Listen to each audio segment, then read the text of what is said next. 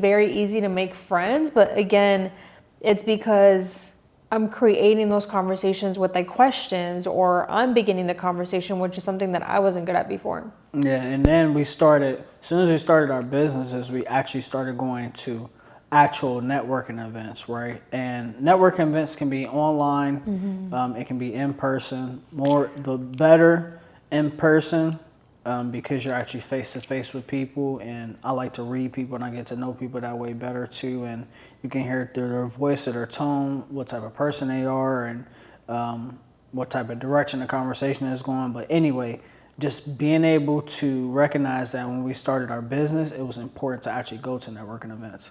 And then, of course, throughout the years, specifically me, I have realized that I can now pick and choose which networking events I go to because of the ones that I've done in the past, and I understand which ones not to go to and which one's going to be worth my time and which one's not going to be worth my time.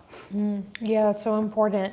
And again, you won't really know until you get in the experience of doing it. Yeah. But again, especially with building relationships, I think one of the biggest things that I learned in business is that everybody kind of wants to just see what they can get out of people without actually bringing value to the table. And that's what I mean with the more that you start going to these networking events, like first, you're going to know which ones to actually attend and which ones are going to help you in your business. But two, you are also going to be able to help others and help people. Because at the beginning, I think that especially when you start a business, it can be very transactional because you're just trying to get the next invoice paid. Like you're just trying to get the next client. You're just trying to get the next check. But people don't realize that sometimes it's not always about the money. Sometimes it's about how can this connection help you in the future? How can this person introduce you to someone that might help you?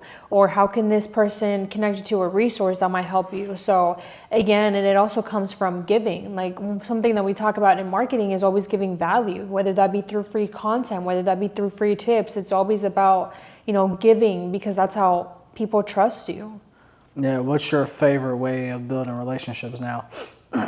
I think my favorite way of building relationships now is very, very specific panels, conferences, or just social media. Like social media is free, it's easy, you can attract the target audience you want, and that's your creative playing field. Something I said tonight during a social media training is that's your creative playing field. So the type of content that you put out there is going to attract the type of target audience that you want. So I think all my clients that I've even attracted now, they've become really, really good friends of mine. And, obviously with, client boundaries, but we just align so well because of the content that I'm putting out there that speaks to them directly.